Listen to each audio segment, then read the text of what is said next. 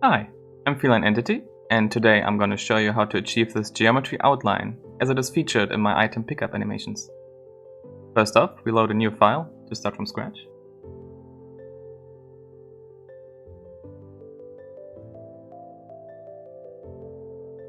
I'm deleting everything in the scene and adding the monkey primitive.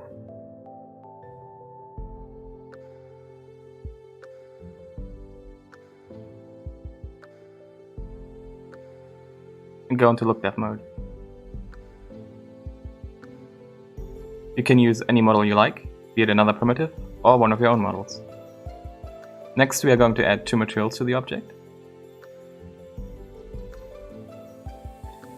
The first material will be for the regular look of our object. I'm using a black emissive material to just get a black surface with no shading, but you can use any material you like.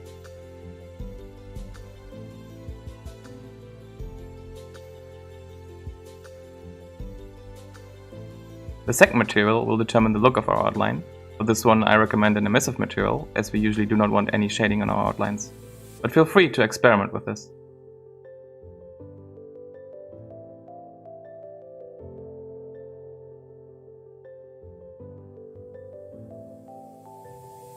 Before we go on to the next step, we make sure to activate backfill scrolling on our outline material, otherwise we won't be able to see our model through the outline layer.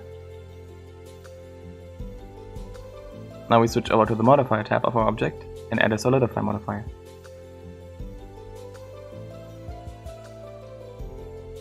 Set the thickness of the solidify to a small negative number to expand the new geometry.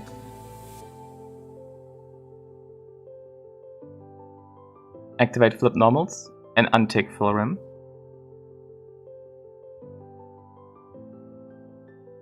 And set the material offset to 1. Now you can see the outline of our object. If you have weird inconsistencies in your outline, you can try to tick even thickness on the modifier, but in this case, this is not necessary.